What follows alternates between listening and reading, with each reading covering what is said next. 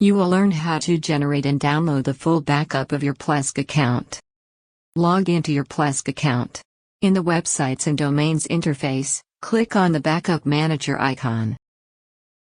If you have generated a backup earlier, it shows here. Now click on the Backup option to create the backup. We wish to make a full backup, click on the Options button Full.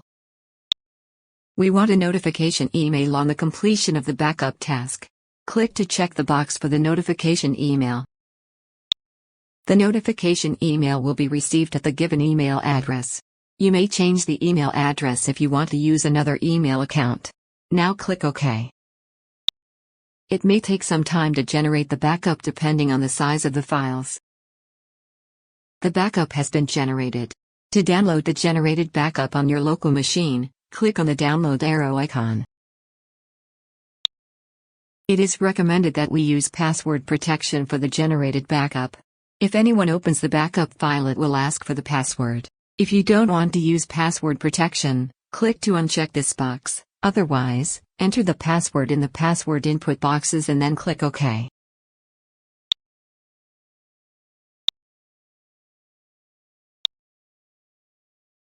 Then click to save the file.